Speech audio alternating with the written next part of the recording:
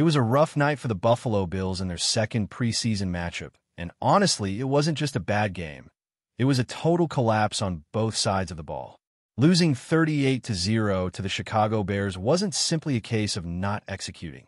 It was a night where the Bills looked outmatched, unprepared, and in some phases, uninterested. And yes, we all know it's preseason, but that doesn't erase what we saw on the field.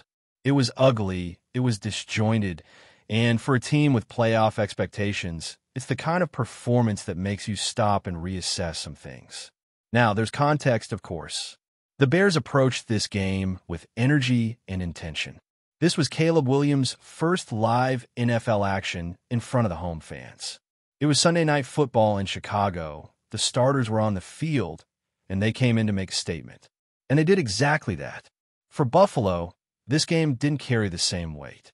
Their real reps came 2 days earlier in joint practices, and when you watch how this team performed, it felt like they had already played their most intense snaps before they even set foot in Soldier Field. Still, you never want to walk off the field down 38 points, preseason or not. That's not just a loss. That's an embarrassment. And while the team may have treated this like more of a depth evaluation opportunity, the way they were physically dominated raises more than a few questions. Let's talk quarterbacks. Mitch Trubisky versus Mike White. Neither played great, but Trubisky at least looked like he could manage a drive. Mike White, the limitations were obvious. His inability to move within the pocket, to adjust when the play breaks down, to improvise, it all stood out in a very bad way. Against a starting caliber defense like the Bears, you need a quarterback who can extend plays or at least stay composed under pressure. White looked like he was stuck in mud. And yes, he was facing the Bears' top defense, but this is the NFL. Nobody's giving you clean pockets and easy windows. What we saw from Trubisky wasn't jaw-dropping, but he ran the offense with a little more poise. There was some rhythm, a bit of movement, and at least the illusion of momentum when he was on the field. Neither quarterback led a touchdown drive. The Bills finished the game 0 for 8 on third downs. That stat alone tells you everything about how disconnected the offense was. They totaled just 180 yards on 10 possessions. 10 drives. 0 points. It's not like they didn't have chances. They just couldn't finish anything. And it's hard to watch that and not feel like Trubisky is clearly pulling ahead in the race for QB2. Earlier in camp, it looked closer, maybe even tilted toward White. But when the lights come on and the pressure is real, Trubisky's physical tools give him the edge. Now, let's talk about the one guy who at least looked like he came to play. Frank Gore Jr., he touched the ball 12 times and racked up 81 yards. That's nearly half of the team's total offense from one player. He ran with purpose. He showed vision. He caught passes. He looked decisive and physical. He was by far the brightest spot in an otherwise painful game. But even he had his misstep. Just when the Bills were putting together what looked like a promising drive, he fumbled. In open space. No excuses. And just like that, any momentum was gone. That's the kind of thing that drives coaches crazy. You do everything right, make a few good plays, then cough it up at the worst possible time. It's a hard pill to swallow because up until that point, he was putting together a really nice case for himself. The sad reality is that Frank Gore Jr. probably won't make the 53-man roster. The running back room is crowded, but as a practice squad option, you have to feel confident about him. He looks like a guy who understands how to play the position. He's not a burner, but he's tough, he's smart, and he knows how to squeeze yardage out of plays that aren't blocked perfectly. That's not nothing.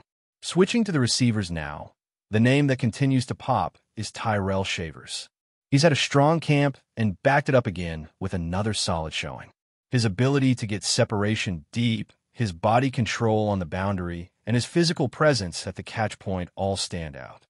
He drew a pass interference call down the field. He hauled in a tough back shoulder grab, and he was inches away from reeling in another big one that White just slightly overthrew. He's making plays, and if you're the coaching staff, you're watching a guy who's giving you a reason to keep him around. On the flip side, Elijah Moore continues to be one of the more frustrating players to evaluate.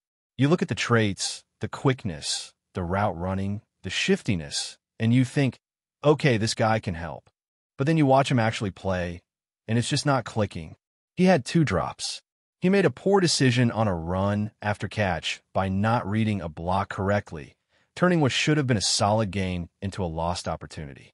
He's not playing with the awareness or consistency you want to see, and for a guy that some people expected to carve out a decent role, his preseason tape so far has been disappointing. Tight ends? More mistakes. Zach Davidson continues to be his own worst enemy. Penalties, drops, missed opportunities. When you're fighting for a roster spot, you cannot afford to rack up flags and mental errors. He had a costly face mask penalty that killed a drive. He had an offensive pass interference that wiped out a solid game. It's frustrating because the guy has physical tools, but it's not showing up the way it needs to. You can't be a bubble player and stack that many negatives in such limited snaps. As for the offensive line, what stood out the most wasn't necessarily how they played, it was how they were used. A lot of mixing and matching. Players rotating through different positions. Chase Lunt playing both tackle and guard. Kendrick Green getting some reps at center.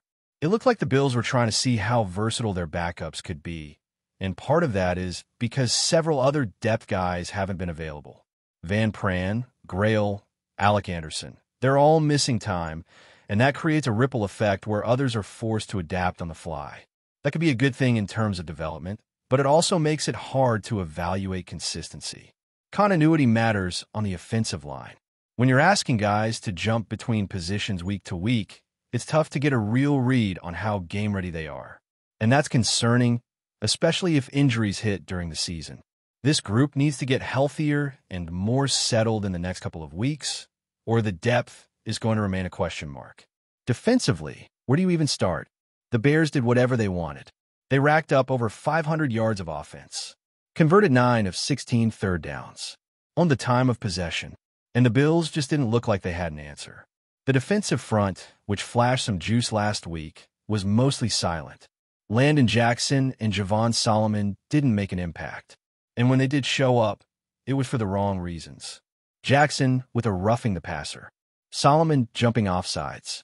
These are self-inflicted wounds that can't happen, especially when you're already losing the physical battle.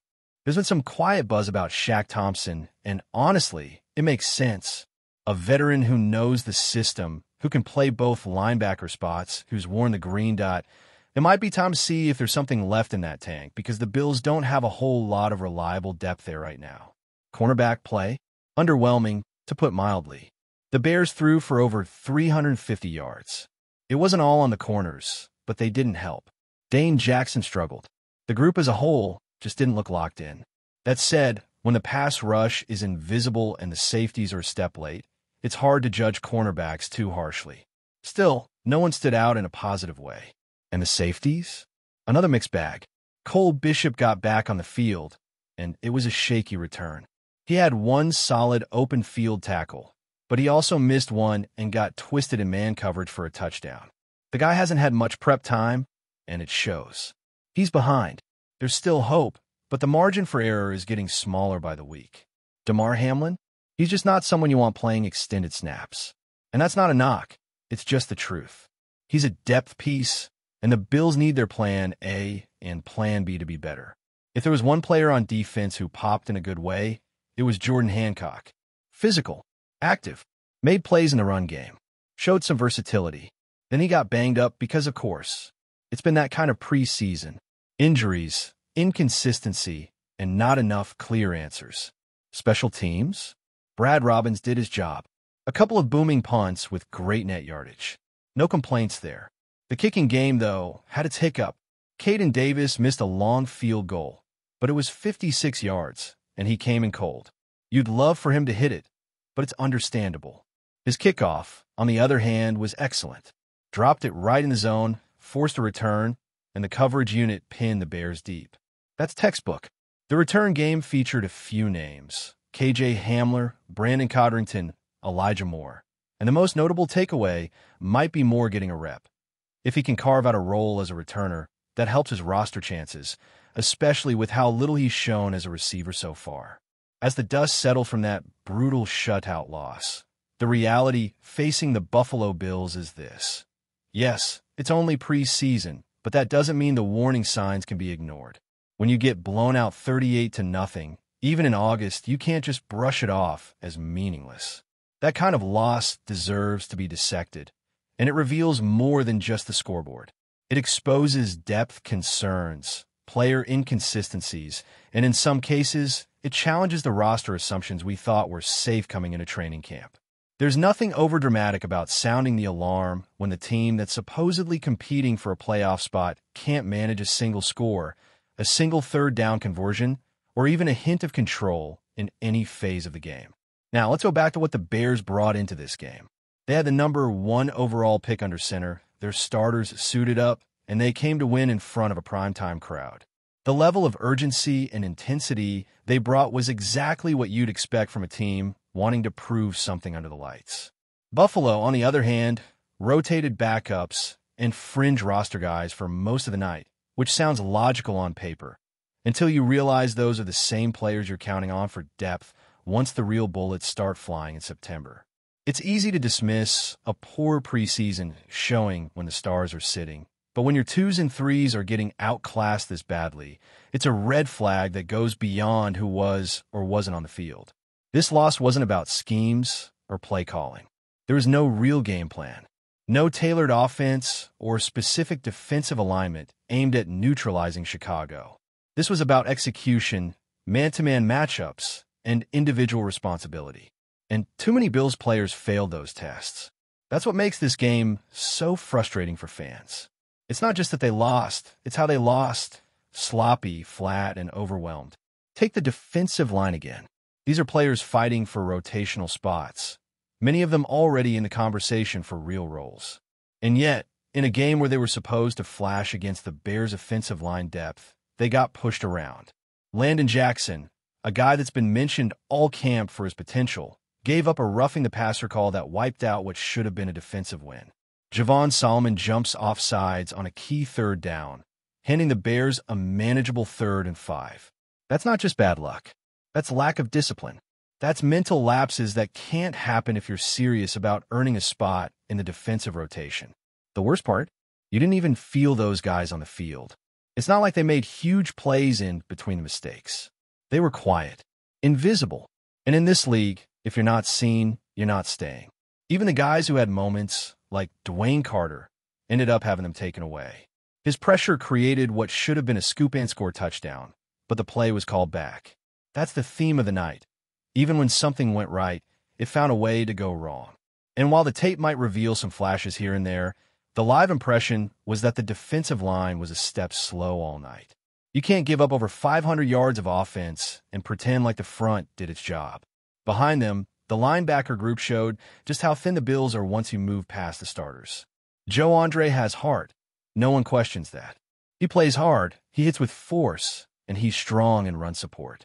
But this league is about matchups, and when you ask him to cover, he becomes a liability. Ben Johnson's offense picked on him all night. Tight ends, slot receivers, running backs coming out of the backfield. They all found space against him. He simply doesn't have the fluidity or instincts in coverage to hang. And when you're trying to figure out who can step in if Bernard or Milano miss time, that's a scary thought. Dorian Williams, on the other hand, looked more athletic, but still not entirely comfortable. He's been in and out of the lineup with injuries and hasn't stacked enough consistent reps to truly settle in. And again, the concern is role specificity. Joe Andre can't really play Milano's role. Dorian can't really play Bernard's. And that puts pressure on the staff to find someone who can flex between both, and that's where Shaq Thompson could come into play. He's experienced, versatile, and has the green dot pedigree, but he's also on the wrong side of 30 and coming off injury. Still, at this point, it may be worth exploring because right now, there's no true backup linebacker who feels like a plug-and-play solution. The secondary? It followed the same story. Mistakes, missed assignments, lack of cohesion. The Bears were moving the ball at will, and most of it came through the air. Over 350 yards passing, and it felt like they could have had more if they wanted. Dane Jackson looked out of sync. He struggled to stay attached in coverage, wasn't disruptive at the catch point, and seemed to step behind most of the night. Again, part of that is the lack of pass rush. You give any NFL quarterback clean pockets and time to read the field, and eventually, someone's going to pop open. The safety position has become a growing concern, and Saturday night didn't help ease any of those nerves. Cole Bishop, finally back from a lengthy absence, got a handful of snaps. And almost immediately, he looked overwhelmed. He made one nice tackle, then missed another. Got spun around on a touchdown in man coverage. He's clearly behind. The Bills were high on Bishop during the draft process, and he still has long-term potential. But right now, he doesn't look ready to contribute. And that's an issue because they're going to need someone to step into a real role back there. Damar Hamlin, bless his heart, continues to fight. But the expectations have to be reset.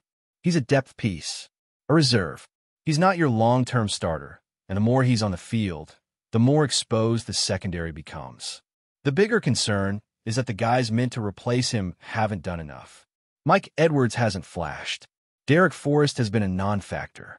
And Taylor Rapp, the presumed stabilizer, didn't even suit up. Until he's back and we see how he pairs with Bishop or whoever ends up starting, there's just a ton of unknowns in this secondary. And most of them aren't trending in the right direction. There were a few defensive glimmers. Jordan Hancock brought energy, played both safety and slot corner before getting hurt, made a strong tackle on a blitz, showed some fire. But again, he got banged up. It's almost like the football gods are saying, hey, even your bright spots? Yeah, let's dim those too. Special teams were about as neutral as it gets. Brad Robbins had a good night. Big punts. Clean execution. He did his job. The field goal miss from Caden Davis was frustrating but understandable. 56 yards, off the bench cold? That's a tough ask.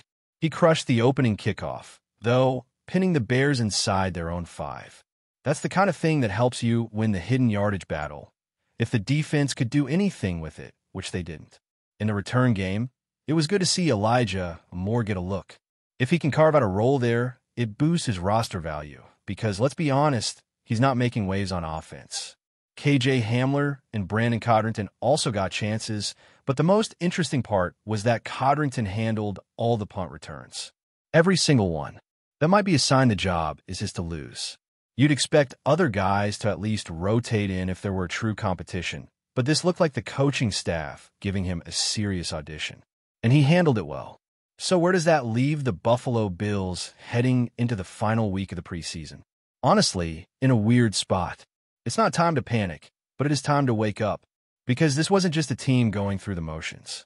This was a team that looked disorganized, uninspired, and badly outplayed by a franchise that, while certainly improving, is still trying to climb its way out of the bottom half of the league.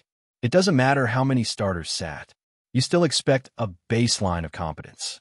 You still want to see competitive drive, clean execution, and a few players stepping up under pressure. There just wasn't enough of that. You can say it was just one game. You can argue that many of these guys won't even be on the final roster. But this is what preseason is for. This is when depth is tested. This is when players earn spots. And right now, the depth doesn't look ready. The players fighting for roles didn't bring the urgency they needed. And for a team with legitimate Super Bowl hopes, that's a dangerous place to be. There's one more preseason game to go. One more chance for this group to put something positive on tape before the real evaluations begin. It'll be a critical week, especially for guys on the bubble. If Saturday was a chance to seize momentum, most of them let it slip through their fingers.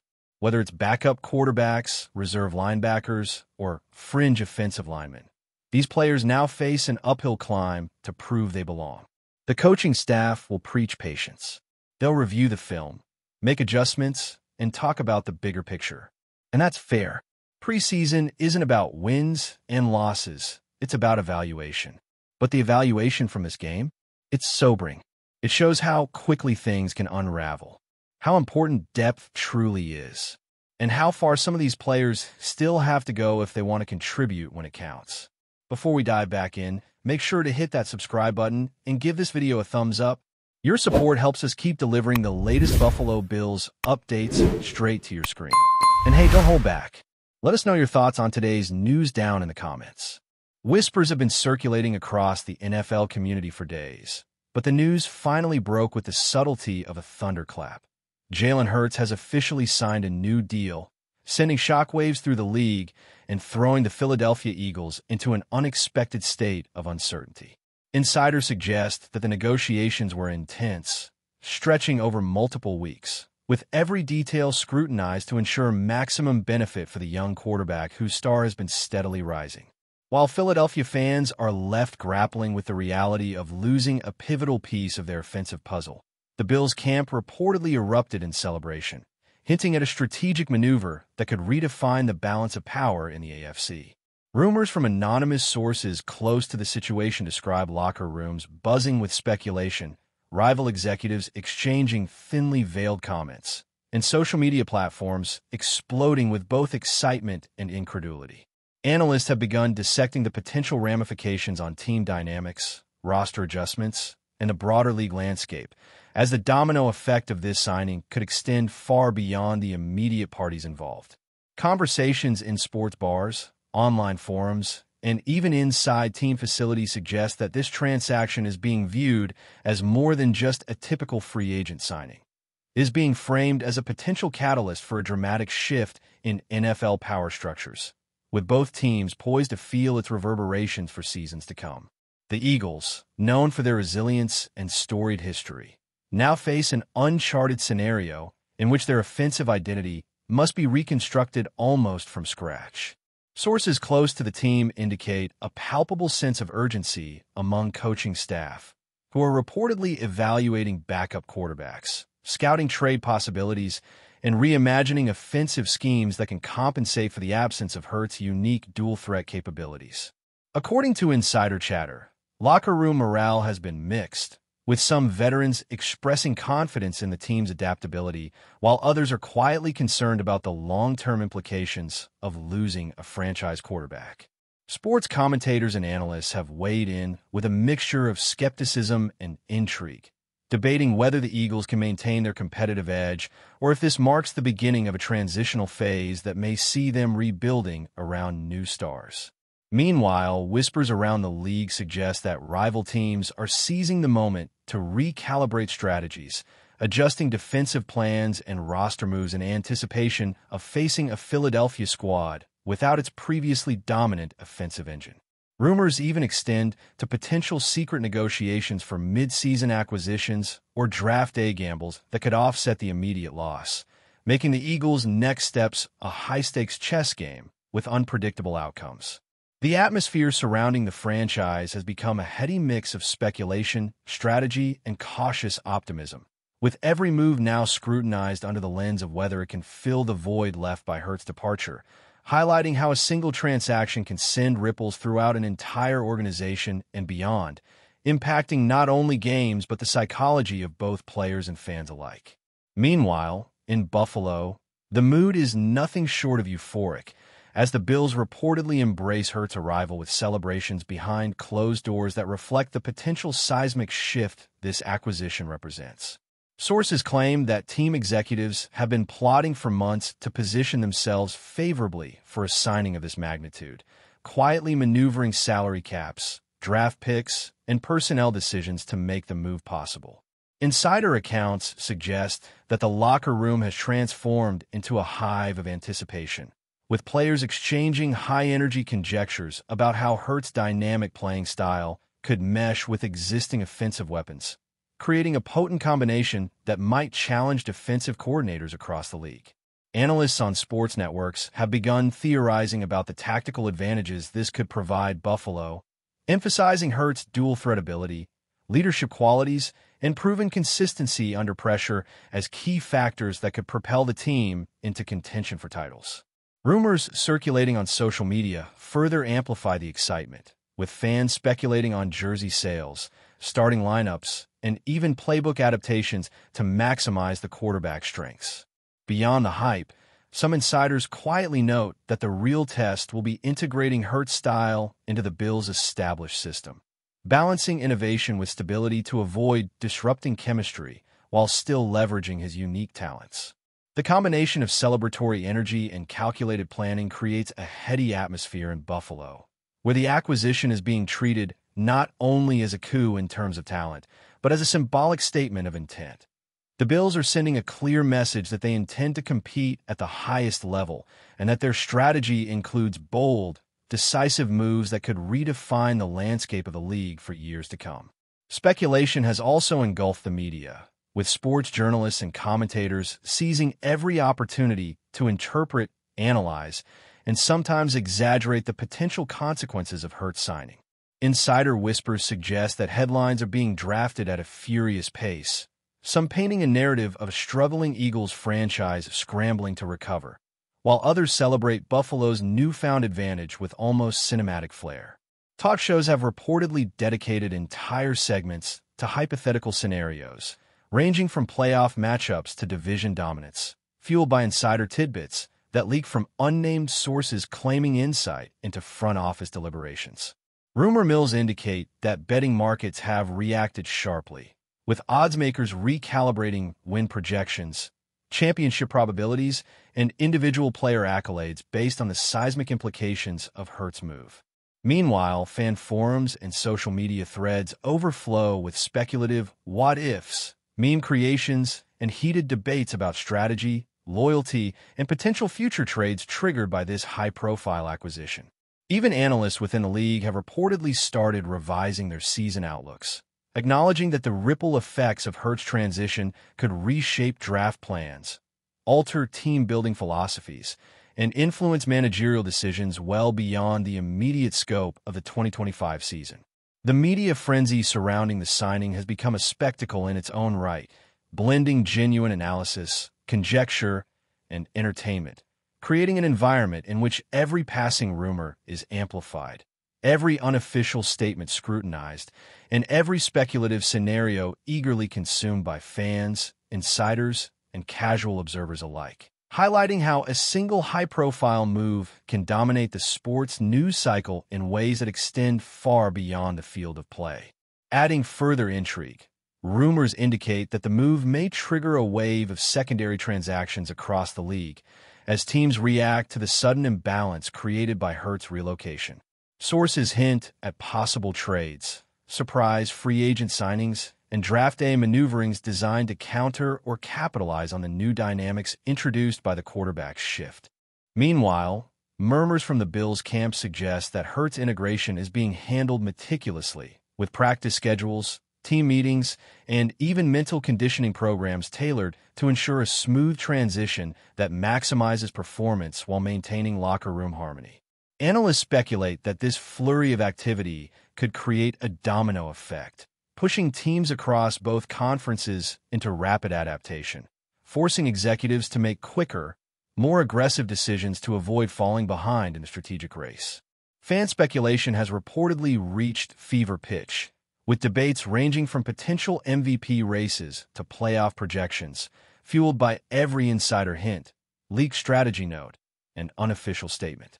This evolving scenario underscores the fluidity of professional football, where a single high-profile signing can reshape competitive landscapes, challenge traditional hierarchies, and ignite a chain reaction of strategic recalibrations, all while fueling the endless rumor mill that keeps fans, insiders, and pundits on edge, eagerly awaiting each next development with bated breath, knowing that the consequences may extend well into the future seasons, reshaping rivalries and redefining legacies in the sport. Ultimately, the saga of Jalen Hurts' departure from the Eagles and subsequent arrival in Buffalo is shaping up to be one of the most talked-about storylines in recent NFL history, a drama that blends strategy, speculation, and fan fervor into an endlessly compelling narrative. Rumors suggest that league officials, coaches, and players are all adjusting to a sudden new reality, where previous assumptions about team dominance and offensive balance may no longer hold. The impact of this signing is reportedly being felt far beyond the immediate teams involved, influencing playoff predictions, media coverage, and even merchandise trends, as fans scramble to align themselves with what they perceive to be the emerging power dynamics. Insiders hint that this transaction could redefine expectations for franchise quarterbacks, setting a precedent for negotiation leverage, player movement, and front office strategy in the years ahead. Meanwhile, social media continues to amplify every rumor, speculation, and anecdote, ensuring that the story evolves in real time, with each development generating new waves of conversation, analysis, and debate. The overarching narrative, according to those close to the situation, is one of transformation, as both the Eagles and the Bills navigate the challenges and opportunities presented by this seismic change, with fans, players, and executives alike eagerly anticipating how this single move will influence victories, losses, and the broader competitive landscape of professional football. In the end, the Hurt saga is more than a signing. It is a living, breathing phenomenon of rumor, speculation, and anticipation that promises to dominate conversations, inspire analysis, and provoke debate across the league, cementing its place as a defining moment in NFL lore, whose consequences will be dissected, discussed, and debated for years to come. That's a wrap for now. If you enjoyed the video and want to stay on top of all things Buffalo Bills, make sure to subscribe and hit that like button. We'd love to hear what you think in the comments. See you in the next update.